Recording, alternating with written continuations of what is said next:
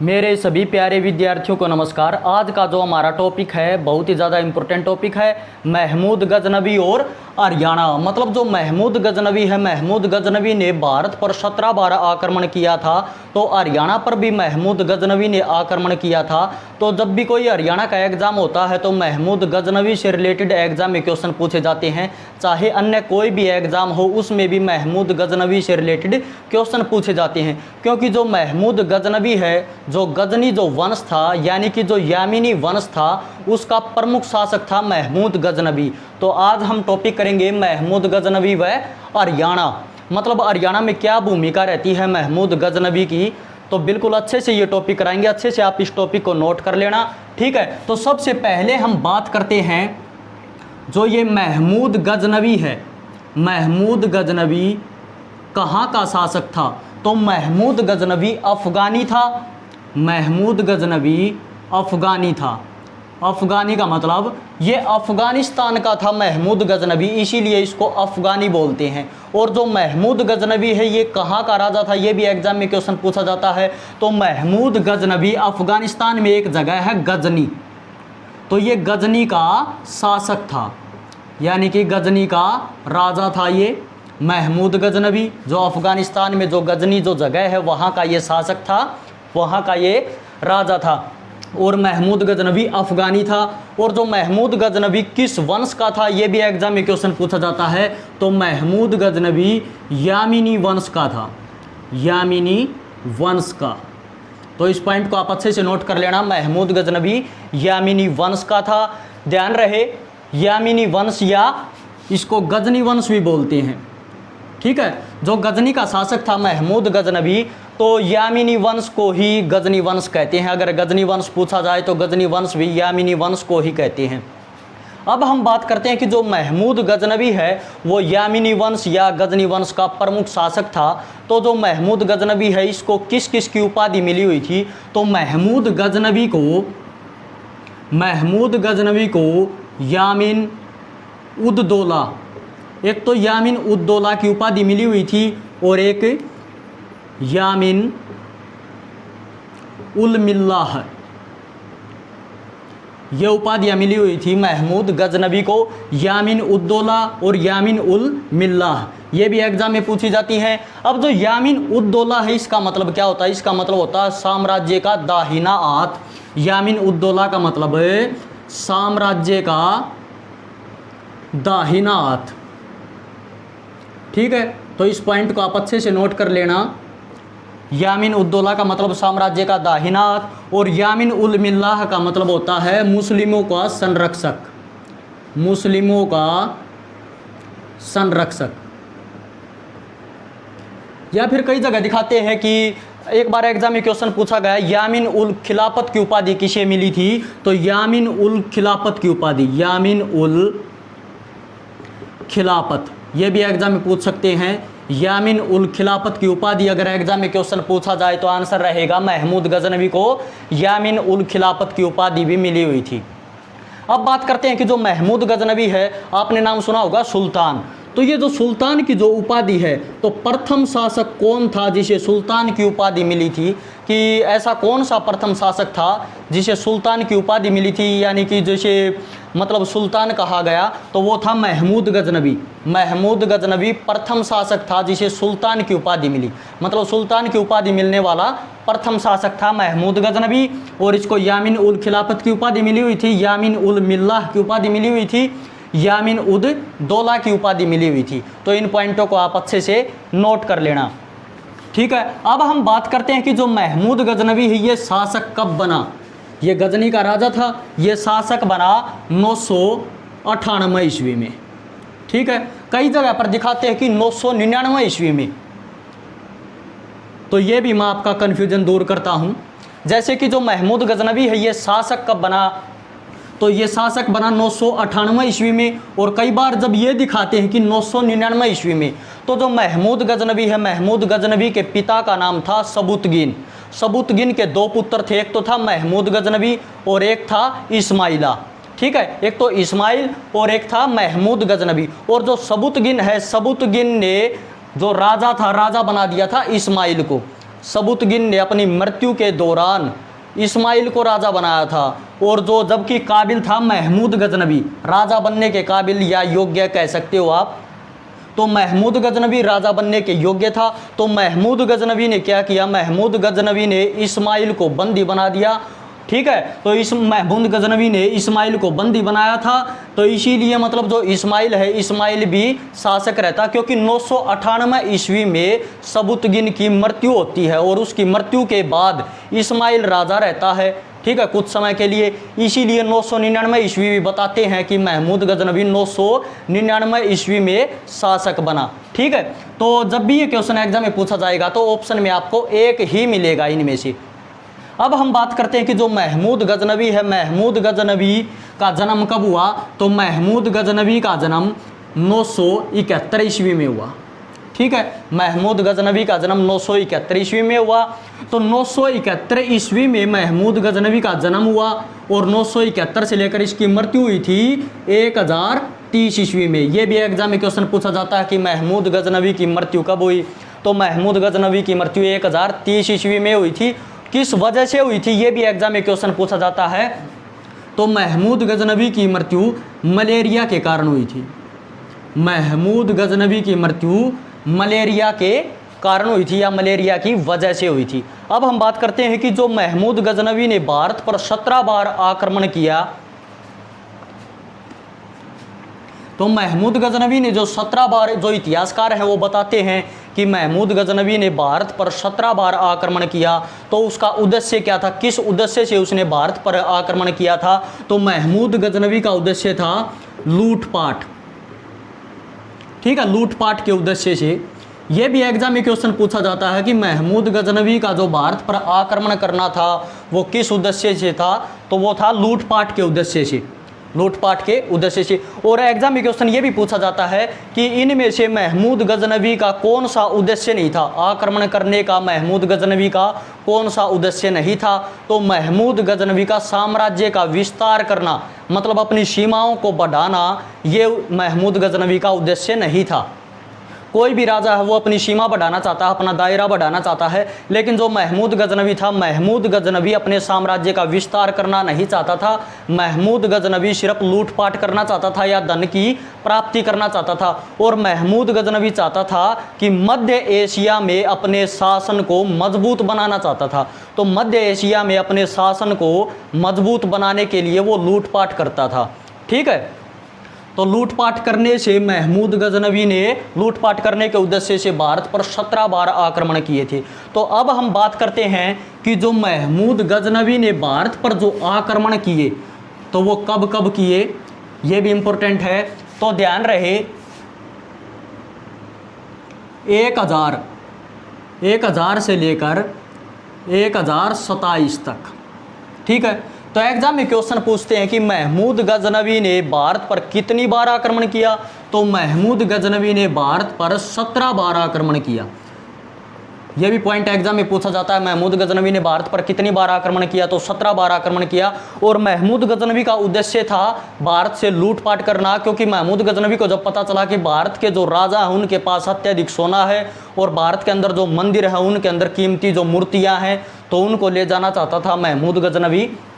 तो इसीलिए महमूद गजनवी ने भारत पर 17 बार आक्रमण किए। और जो महमूद गजनवी है वो हर साल एक आक्रमण करना चाहता था, लेकिन उसने 27 वर्षों में 17 बार ही आक्रमण कर पाया महमूद गजनवी। तो अब बात करते हैं कि 1000 से लेकर 1027 के बीच में महमूद गजनवी ने 17 बार आक्रमण किए। और कई बार दिखाते हैं 1000 की जगह 1001 से लेकर 1027 दिखाते हैं।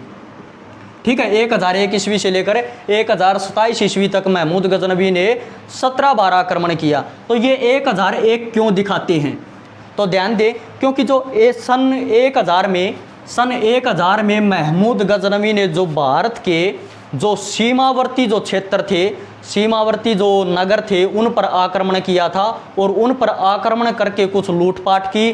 तो इसने महमूद गजनवी ने सन 1000 ईस्वी में जो पंजाब क्षेत्र है, पंजाब क्षेत्र में जो सीमावर्ती जो क्षेत्र थे, सीमावर्ती जो नगर थे, वहाँ का हिंदू शाही राजा होता था जयपाल। वहाँ का हिंदू शाही राजा होता था जयपाल। सीमावर्ती नगरों का मतलब है कि भारत के आंतरिक हिस्सों में आक्रमण न करना, बल्कि जो भारत की जो सीमाएं हैं, ठीक है, तो पंजाब क्षेत्र में आक्रमण किया था, वहाँ पर सीमा पर आक्रमण किया था, सीमावर्ती नगरों पर आक्रमण किया था, और वहाँ का हिंदू शाही राजा होता था जयपाल। तो वहाँ पर सन 1000 में आक्रमण करके थोड़ी बहुत लूटपाट करके वहाँ से चला गया था, ठीक है, थोड़ी बहुत लूटपाट करके महमूद गजनवी वहाँ से चला गया था वापिस। फिर 1001 ईस्वी में महमूद गजनवी 1001 ईस्वी में फिर से दूसरा अभियान शुरू किया 1001 ईस्वी में, और फिर जो पंजाब के जो सीमावर्ती जो नगर थे और वहाँ का शासक जो हिंदू शाही राजा जो जयपाल था, वहाँ पर आक्रमण किया और खूब लूटपाट की। और जो राजा जयपाल था, राजा जयपाल ने क्या किया, राजा जयपाल ने इस हार के बाद आत्मदाह कर लिया था, ठीक है, आत्महत्या कर ली थी राजा जयपाल ने। और राजा जयपाल की राजधानी होती थी बेहिंद, ठीक है, राजा जयपाल की राजधानी होती थी, जो राजा जयपाल शासक होता था तो उसकी राजधानी होती थी बेहिंद, इसीलिए बोलते हैं इसको बेहिंद का युद्ध। तो बेहिंद का युद्ध कब हुआ, तो बेहिंद का युद्ध हुआ 1001 ईस्वी में। तो इस पॉइंट को आप अच्छे से नोट कर लेना, बेहिंद का युद्ध हुआ 1001 ईस्वी में, राजा जयपाल की राजधानी होती थी बेहिंद, इसीलिए इसको बेहिंद का युद्ध कहते हैं, ठीक है। इसमें राजा जयपाल के साथ युद्ध हुआ था, राजा जयपाल को हरा दिया था महमूद गजनवी ने। अब बात करते हैं कि जो महमूद गजनवी है, महमूद गजनवी ने भारत में मतलब कब कब आक्रमण किए। तो जो इम्पोर्टेंट जो आक्रमण है जो एग्जाम में पूछे जाते हैं वही कराऊंगा आपको, ठीक है। तो महमूद गजनवी ने 1001 ईस्वी में बेहिंद का युद्ध लड़ा राजा जयपाल के साथ, ठीक है। फिर हम बात करते हैं कि 1009 ईस्वी में महमूद गजनवी ने हरियाणा पर आक्रमण किया।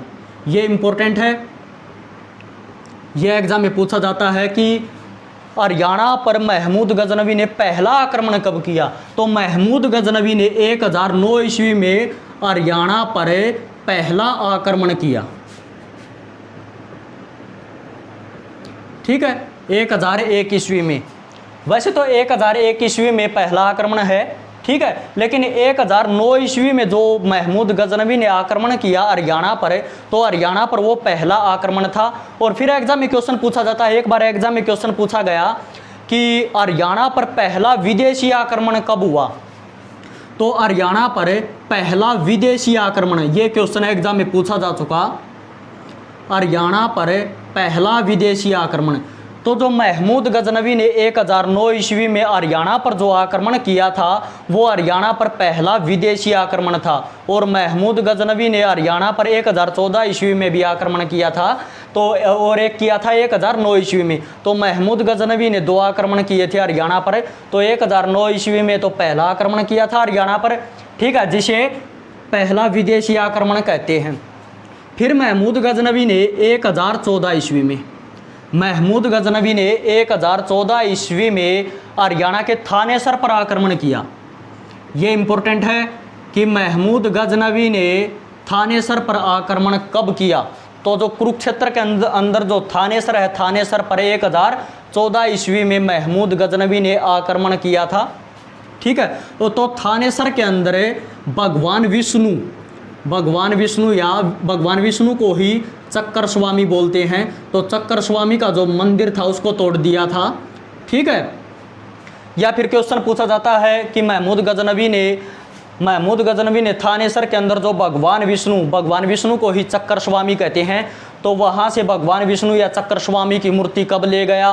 तो 1014 ईस्वी में थानेसर पर हमला करके भगवान विष्णु यानी कि चक्कर स्वामी की मूर्ति को वो मक्का मदीना ले गया। ये क्वेश्चन भी एग्जाम में पूछा जाता है कि महमूद गजनवी थानेसर से भगवान विष्णु की मूर्ति कहाँ पर ले गया, मक्का मदीना ले गया, और मक्का मदीना ले जाकर इसे नष्ट कर दिया भगवान विष्णु की मूर्ति को, ठीक है। तो 1014 ईस्वी में थानेसर पर आक्रमण किया था महमूद गजनवी ने, जहाँ से वो चक्कर स्वामी की मूर्ति ले गया था। और एक बार एग्जाम में क्वेश्चन पूछा गया कि जो थानेसर के अंदर जो चक्कर स्वामी की जो मूर्ति है भगवान विष्णु की, वो किस धातु से बनी हुई थी। तो ये बनी हुई थी कांस्य से,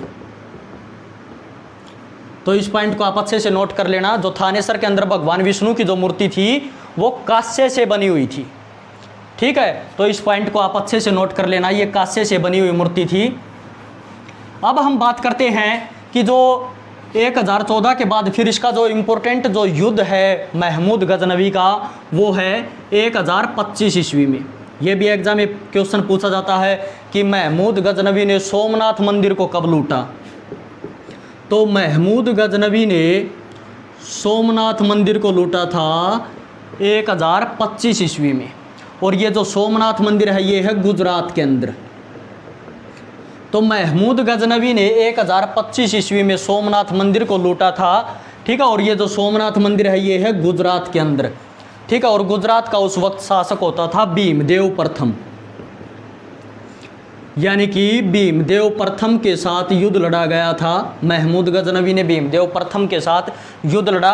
और ध्यान दे जो ये भीमदेव प्रथम है इसी का नाम है मूलराज प्रथम, मूलराज प्रथम, ठीक है। इसका मतलब भीमदेव प्रथम, इसका मतलब भीमदेव द्वितीय भी हुआ। और जो भीमदेव द्वितीय है, भीमदेव द्वितीय को बोलते हैं मूलराज द्वितीय, भीमदेव प्रथम को बोलते हैं मूलराज प्रथम, ठीक है। तो 1025 में सोमनाथ मंदिर को लूटा था महमूद गजनवी ने। सोमनाथ मंदिर है गुजरात के अंदर, वहाँ का शासक था भीमदेव प्रथम। तो भीमदेव प्रथम के साथ युद्ध लड़ा गया, ठीक है। और भीमदेव प्रथम ये युद्ध हार गया था महमूद गजनवी के साथ। और ये जो सोमनाथ मंदिर को लूटा था 1025 ईस्वी में जो आक्रमण करके महमूद गजनवी ने, ये महमूद गजनवी का था 16वां आक्रमण। इस पॉइंट को भी आप अच्छे से नोट कर लेना। 1025 में जो महमूद गजनवी ने जो आक्रमण किया था ये महमूद गजनवी का 16वां आक्रमण था। क्योंकि जो ये सोमनाथ मंदिर था, सोमनाथ मंदिर में बहुत सोना था, लगभग 20 लाख दिनार के आसपास सोना था, जिसे महमूद गजनवी ले गया था यहाँ से सोमनाथ मंदिर से लूटकर। 20 लाख दिनार के आसपास सोना था। मतलब 1025 में जो महमूद गजनवी ने जो आक्रमण किया था, इससे पहले जितनी बार भी महमूद गजनवी ने आक्रमण किया भारत पर, तब भी उसे इतना सोना नहीं मिला जो 1025 में सोमनाथ मंदिर को लूटने से जो उसे सोना मिला, ठीक है। तो इसीलिए जो महमूद गजनवी है, महमूद गजनवी ने यहाँ से जो सोना मिला, सोना चांदी जितना भी जो मिला, उसको घोड़ों पर ऊँटों पर लाद कर वापस ले जाने लगा, ठीक है, अफगानिस्तान। तो रास्ते में क्या किया, रास्ते में खोखरों ने, खोखर बोलते हैं जाटों को, ठीक है। ये भी एग्जाम में क्वेश्चन पूछा जाता है। तो इस पॉइंट को आप अच्छे से नोट कर लेना। जो खोखर होते हैं, खोखर जाटों को बोलते हैं। तो खोखरों ने क्या किया, खोखरों ने जो महमूद गजनवी जब सोना ले जा रहा था सोमनाथ मंदिर से लूट कर, तो जब सोमनाथ मंदिर से सोना लूट कर ले जा रहा था महमूद गजनवी, तो जाटों ने क्या किया, जाटों ने उन पर आक्रमण कर दिया और उनका कुछ सोना लूट लिया। लेकिन जो महमूद गजनवी है, महमूद गजनवी सोना ले जाने में सफल रहा। फिर महमूद गजनवी ने क्या किया, महमूद गजनवी ने जाटों के साथ युद्ध लड़ा। तो जाटों के साथ युद्ध लड़ा 1027 ईस्वी में। यह भी एग्जाम में क्वेश्चन पूछा जाता है। और ये था इसका 17वां आक्रमण, महमूद गजनवी का 17वां आक्रमण 1027 ईस्वी में। क्वेश्चन एग्जाम में पूछा जाता है कि महमूद गजनवी का आखिरी आक्रमण कौन सा था। तो महमूद गजनवी का आखिरी आक्रमण था 1027 में। या महमूद गजनवी ने आखिरी युद्ध किसके साथ लड़ा, तो जाटों के साथ युद्ध लड़ा, जाटों या खोखरों के साथ युद्ध लड़ा। जो खोखर होते हैं उन्हीं को जाट बोलते हैं। जाटों या खोखरों के साथ युद्ध लड़ा 1027 ईस्वी में। और ये महमूद गजनवी का आखिरी युद्ध था, ठीक है। और ये था 17वां युद्ध। और इस युद्ध में महमूद गजनवी जीत गया था, महमूद गजनवी जाटों से जीत गया था ये युद्ध। तो इस पॉइंट को आप अच्छे से नोट कर लेना, ठीक है। और जो ये महमूद गजनवी है, महमूद गजनवी को मूर्ति भंजक भी बोलते हैं। ये क्वेश्चन भी एग्जाम में पूछा जाता है कि यामिनी वंश के किस शासक को मूर्ति भंजक कहते हैं, यानी कि मूर्ति तोड़ने वाला, मूर्ति भंजक।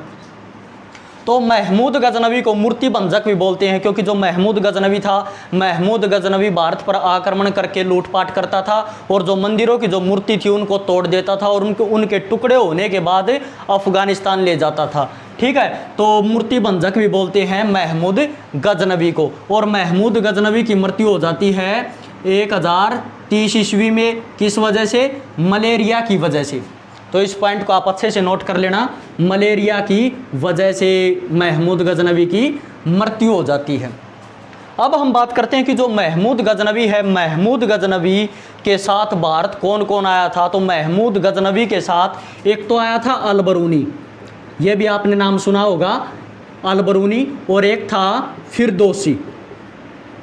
ये भी एग्जाम में क्वेश्चन पूछा जाता है कि अलबरूनी किसके साथ भारत आया था, फिरदौसी किसके साथ भारत आया था। तो महमूद गजनवी के साथ अलबरूनी भारत आया था और फिरदौसी, ये दोनों महमूद गजनवी के साथ भारत आए थे। कौन सी शताब्दी में आए थे? तो 11वीं शताब्दी में आए थे।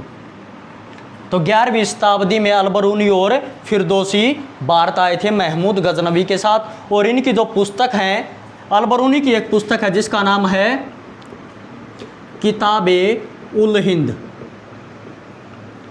ठीक है, ये भी क्वेश्चन एग्जाम में पूछा जाता है, किताबे उल हिंद किसकी रचना है? तो अलबरूनी की है। और ये जो किताबे उल हिंद है, इसी को बोलते हैं तहकीक-ए-हिंद, तहकीक-ए-हिंद इसी का नाम है। और जो ये किताबे उल हिंद है, इसी का नाम है हिंद का दर्पण, इसी को बोलते हैं हिंद का दर्पण। और जो ये अलबरूनी है, अलबरूनी ने ये पुस्तक किस भाषा में लिखी थी? तो ये लिखी थी अरबी भाषा में, अरबी भाषा में लिखी थी। तो इस पॉइंट को भी आप अच्छे से नोट कर लेना, अलबरूनी ने इस पुस्तक को अरबी भाषा में लिखा था। और जो किताबे उल हिंद है, इसका अंग्रेजी में अनुवाद किसने किया था? तो इसका अंग्रेजी में अनुवाद किया था, इसका अंग्रेजी में अनुवाद किया था सचारू ने, अंग्रेजी में अनुवाद किया था सचारू ने। और इसका हिंदी में अनुवाद किसने किया था? हिंदी में अनुवाद किया था रजनीकांत शर्मा ने। तो रजनीकांत शर्मा ने इसका हिंदी में अनुवाद किया था और अंग्रेजी में अनुवाद किया था सचारू ने। तो इन पॉइंटों को आप अच्छे से नोट कर लेना। और हरियाणा के एग्जाम में क्वेश्चन पूछा जाता है कि जो किताबे उल हिंद है या अलबरूनी की पुस्तक तहकीक-ए-हिंद में किस किस का वर्णन मिलता है? तो इसमें मिलता है एक तो ब्रह्म सरोवर का, ब्रह्म सरोवर जो कुरुक्षेत्र के अंदर है, इसका वर्णन मिलता है। और इसके अंदर और वर्णन मिलता है गीता का, गीता का वर्णन भी मिलता है। जो भगवत गीता है, जो श्री कृष्ण भगवान ने अर्जुन को जो गीता का उपदेश दिया था, श्रीमद् भगवत गीता, तो गीता का वर्णन भी अलबरूनी की पुस्तक में मिलता है। ब्रह्म सरोवर का वर्णन भी अलबरूनी की पुस्तक में मिलता है। और एक बार एग्जाम में क्वेश्चन पूछा गया कि अलबरूनी की पुस्तक तहकीक-ए-हिंद में गीता को क्या कहा गया? तो गीता को नायाब इल्म, तो गीता को नायाब इल्म कहा गया था। तो इस पॉइंट को आप अच्छे से नोट कर लेना। और एक बार एग्जाम में क्वेश्चन ये पूछा गया कि जो अलबरूनी की जो पुस्तक है, उसमें बताया गया कि जो थानेसर के अंदर भगवान विष्णु की जो मूर्ति थी वो कांस्य की बनी हुई थी। तो भगवान विष्णु यानी कि चक्र स्वामी की मूर्ति किस धातु की बनी हुई थी, यह किस पुस्तक में जिक्र है? तो ये है अलबरूनी की पुस्तक तहकीक-ए-हिंद में।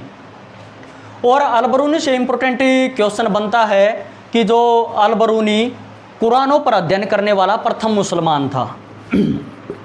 तो इस पॉइंट को आप अच्छे से नोट कर लेना, कुरानों पर अध्ययन करने वाला प्रथम मुसलमान कौन था? तो कुरानों पर अध्ययन करने वाला प्रथम मुसलमान था अलबरूनी। ठीक है, तो इस पॉइंट को आप अच्छे से नोट कर लेना, कुरानों पर अध्ययन करने वाला प्रथम मुसलमान था अलबरूनी। अब हम बात करते हैं कि फिरदौसी, फिरदौसी की एक पुस्तक एग्जाम में पूछी जाती है जो इम्पोर्टेंट है। तो फिरदौसी की पुस्तक का नाम है शाहनामा, फिरदौसी की पुस्तक का नाम है शाहनामा। तो ये भी क्वेश्चन एग्जाम में पूछा जाता है कि शाहनामा किसकी रचना है? तो शाहनामा फिरदौसी की रचना है। ठीक है, और ये जो शाहनामा है, शाहनामा को अफगानिस्तान की महाभारत भी कहते हैं। तो ये जो शाहनामा पुस्तक है, इसको अफगानिस्तान की महाभारत, अफगानिस्तान की महाभारत भी कहते हैं। ठीक है, जो शाहनामा पुस्तक है इसे अफगानिस्तान की महाभारत भी कहते हैं। इसको फिरदौसी ने लिखा था। और जो शाहनामा पुस्तक है इसको फारसी भाषा में लिखा गया था, शाहनामा पुस्तक को फारसी भाषा में लिखा था। और अलबरूनी की जो पुस्तक है किताबे उल हिंद, इसको अरबी भाषा में लिखा गया था। ठीक है, तो इन पॉइंटों को आप अच्छे से नोट कर लेना। अब बात करते हैं कि जो महमूद गजनवी है, महमूद गजनवी का इतिहास किसने लिखा था और कितने वर्षों में लिखा था? तो महमूद गजनवी का जो इतिहास है महमूद गजनवी का इतिहास 27 वर्षों में लिखा गया था। महमूद गजनवी का इतिहास 27 वर्षों में लिखा गया था। और किसने लिखा था? फिरदौसी ने लिखा था। महमूद गजनवी का इतिहास फिरदौसी ने लिखा था 27 वर्षों में, यानी कि फिरदौसी को 27 वर्ष लग गए थे महमूद गजनवी का इतिहास लिखने में। और जो फिरदौसी है, फिरदौसी को पूरव का अहमर भी कहते हैं। ठीक है, पूरव का अहमर, इसी को बोलते हैं फिरदौसी को पूरव का अहमर। ठीक है, और फिरदौसी ने महमूद गजनवी का इतिहास लिखा था। जब फिरदौसी ने महमूद गजनवी का जो इतिहास लिखा है, और इतिहास लिखने के बाद जब महमूद गजनवी से जब दिनार मांगे गए फिरदौसी ने, तो महमूद गजनवी ने मना कर दिया था दिनार देने से। ठीक है, फिर एग्जाम में क्वेश्चन पूछा जाता है कि फिरदौसी ने आखिर में क्या कहा था। ये भी एग्जाम में क्वेश्चन, इस तरह के जो क्वेश्चन है ये भी एग्जाम में पूछे जाते हैं कि किसने किसको क्या कहा, ये किसका कथन है, इस टाइप से भी एग्जाम में क्वेश्चन आता है। तो फिरदौसी के आखिरी शब्द थे, ऐसा महमूद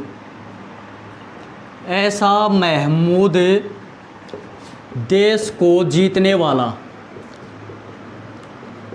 ऐसा महमूद देश को जीतने वाला तू खुदा से डर।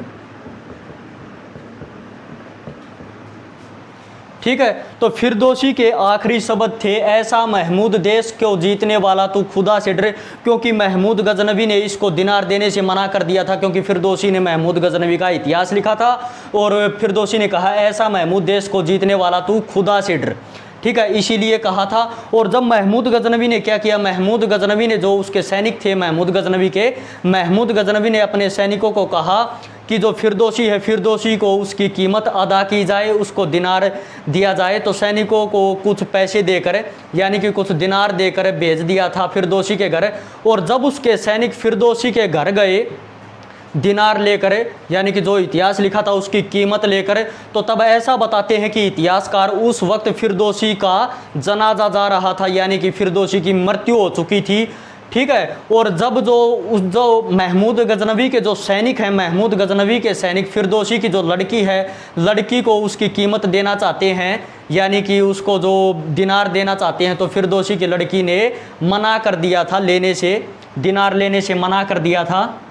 ठीक है, तो फिरदौसी ने महमूद गजनवी से दिनार नहीं ली थी। इन पॉइंटों को आप अच्छे से नोट कर लेना। ठीक है, अब हम आगे बात करते हैं कि महमूद गजनवी ने हरियाणा में किसको अपनी राजधानी बनाया था। तो महमूद गजनवी ने आसी को अपनी राजधानी बनाया था। महमूद गजनवी ने आसी को अपनी राजधानी बनाया था। इन पॉइंटों को आप अच्छे से नोट कर लेना। ठीक है, आगे हम बात करते हैं कि जो महमूद गजनवी है, महमूद गजनवी की मृत्यु तो 1030 ईस्वी में हो जाती है। उसके बाद महमूद गजनवी का उत्तराधिकारी बनता है जिसका नाम है मसूद। ठीक है, और जो मसूद है, मसूद महमूद गजनवी की मृत्यु के बाद उत्तराधिकारी बनता है। तो मसूद का शासन भी एग्जाम में पूछा जाता है। तो मसूद का शासन था 1030 से लेकर 1040 ईस्वी तक। मसूद का शासन है 1030 से लेकर 1040 ईस्वी तक है मसूद का शासन। और मसूद महमूद गजनवी का उत्तराधिकारी था। और मसूद से इंपॉर्टेंट क्वेश्चन ये बनता है कि 81 का युद्ध हुआ था 1037 में। 1037 ईस्वी में 80 का युद्ध, और 80 का युद्ध मसूद व कुमारपाल तोमर के बीच लड़ा गया था। कुमारपाल तोमर के बीच 1037 ईस्वी में। ये भी एग्जाम में क्वेश्चन पूछा जाता है कि 80 का युद्ध कब हुआ था। 1037 ईस्वी में हुआ था 80 का युद्ध। मसूद और कुमारपाल तोमर के बीच हुआ था। और इस युद्ध में मसूद जीत गया था और कुमारपाल तोमर हार गया था। और जो कुमारपाल तोमर है, कुमारपाल तोमर राजा जयपाल के बाद ये राजा बनता है। राजा जयपाल के बाद कुमारपाल तोमर राजा बनता है। ठीक है, और कुमारपाल तोमर को मसूद ने 1037 के 80 के युद्ध में हरा दिया था। और एग्जाम में क्वेश्चन पूछा जाता है कि 80 का युद्ध कितने दिन चला था। तो 80 का युद्ध 12 दिन चला था। इस पॉइंट को भी आप अच्छे से नोट कर लेना। 80 का युद्ध 12 दिन चला था। अब इसके बाद बात करते हैं मसूद के बाद। मसूद का एक पुत्र होता है जिसका नाम है मादूद। मादूद है, मादूद मसूद का पुत्र है। तो क्वेश्चन पूछा जाता है कि मादूद ने हरियाणा पर आक्रमण कब किया। तो मादूद ने हरियाणा पर आक्रमण 1043 ईस्वी में किया। मादूद ने हरियाणा पर आक्रमण 1043 ईस्वी में किया था। फिर एग्जाम में क्वेश्चन पूछा जाता है कि जो मादूद को हराने के लिए तोमरों ने किसका सहारा लिया था या किस किस ने मिलकर मादूद को हराया था। तो मादूद को तोमरों और चौहानों ने, तोमरों व चौहानों ने मिलकर, तोमरों व चौहानों ने मिलकर मादूद को हराया था। क्वेश्चन पूछेंगे कि मादूद को तोमरों ने किसके साथ मिलकर हराया था या चौहानों ने किसके साथ मिलकर हराया था। तो तोमरों व चौहानों ने मिलकर मादूद को हराया था। क्वेश्चन पूछा जाए कि मादूद ने हरियाणा पर आक्रमण कब किया। तो मादूद ने हरियाणा पर आक्रमण 1043 ईस्वी में किया था। तो इन पॉइंटों को आप अच्छे से नोट कर लेना। और एक बार एग्जाम में क्वेश्चन पूछा गया कि महमूद गजनवी के किस वंशज ने, महमूद गजनवी के किस वंशज ने हरियाणा को जीता था। तो ये पॉइंट भी इंपॉर्टेंट बनता है। तो महमूद गजनवी का एक वंशज था जिसका नाम था इब्राहिम। तो महमूद गजनवी के वंशज इब्राहिम ने हरियाणा को जीता था। क्वेश्चन पूछा जाए कि महमूद गजनवी के किस वंशज ने हरियाणा को जीता था। तो इब्राहिम ने जीता था। तो इस पॉइंट को आप अच्छे से नोट कर लेना, ये महमूद गजनवी का वंशज था। ठीक है, अब हम बात करते हैं, ये पॉइंट मैंने पहले भी बताया था कि तोमरों के पतन, तोमरों के वंश का जो तोमर वंश था उसके पतन का कारण क्या था। तो तोमर वंश के पतन का कारण, तोमर वंश के पतन का कारण, तोमर वंश के पतन का कारण है महमूद गजनवी के आक्रमण, महमूद गजनवी के आक्रमण। तो महमूद गजनवी के आक्रमण थे, वही तोमर वंश के पतन का कारण है। तो इस पॉइंट को आप अच्छे से नोट कर लेना। और ये जो मसूद है, मसूद जो महमूद गजनवी के बाद जो उत्तराधिकारी बना था, इसने कुरुक्षेत्र, थानेसर और हरियाणा, क्योंकि उस वक्त राज्य नहीं थे। ठीक है, तो जो महमूद गजनवी का जो उत्तराधिकारी था मसूद ने कुरुक्षेत्र, थानेसर, हरियाणा पर भी शासन किया था। तो इस पॉइंट को आप अच्छे से नोट कर लेना। थानेसर, कुरुक्षेत्र और पूरे हरियाणा पर, थानेसर, कुरुक्षेत्र और पूरे हरियाणा पर किसने शासन किया था। मसूद ने किया था। और मसूद ने बाद में जो सोनीपत है, सोनीपत का एक शासक था जिसका नाम था दिप्पलर, सोनीपत के शासक, ये भी इंपॉर्टेंट है, सोनीपत के शासक दिप्पलर को हराया था। तो इस पॉइंट को आप अच्छे से नोट कर लेना। सोनीपत के शासक दिप्पलर को किसने हराया था। तो मसूद ने सोनीपत के शासक दिप्पलर को भी हराया था। कुरुक्षेत्र, थानेसर और पूरे हरियाणा पर शासन मसूद ने किया था। ठीक है, और महमूद गजनवी के किस वंशज ने हरियाणा को जीता था। तो वो था इब्राहिम। और मादूद ने हरियाणा पर आक्रमण किया था 1043 ईस्वी में, और मादूद को हराया था तोमरों और चौहानों ने मिलकर हराया था। ठीक है, तो इन पॉइंटों को आप अच्छे से नोट कर लेना। ठीक है, और 1030 से लेकर 1040 ईस्वी तक शासन रहता है मसूद का। तो ये पॉइंट बनते हैं। ठीक है, तो महमूद गजनवी से रिलेटेड इंपॉर्टेंट फैक्ट यही है जो एग्जाम में क्वेश्चन पूछे जाते हैं। तो इन पॉइंटों को आप अच्छे से नोट कर लेना। और ये जो टॉपिक है, इस टॉपिक से बहुत सारे क्वेश्चन आप प्रीवियस एग्जाम उठाकर देखोगे तो उसमें भी क्वेश्चन पूछे जा चुके हैं। तो ये था आज का हमारा टॉपिक, महमूद गजनवी व हरियाणा, मतलब हरियाणा से रिलेटेड क्या क्या क्वेश्चन बनते हैं महमूद गजनवी ने जब यहाँ पर आक्रमण किए। तो अभी तक अगर हमारे चैनल को सब्सक्राइब नहीं किया तो हमारे चैनल को सब्सक्राइब कर लेना और बेल आइकन दबा देना ताकि आपको नोटिफिकेशन मिलती रहे। और हमारे चैनल को लाइक करें, शेयर करें और कमेंट करके बताएं कि आपको वीडियो कैसी लगी। जय हिंद, जय भारत।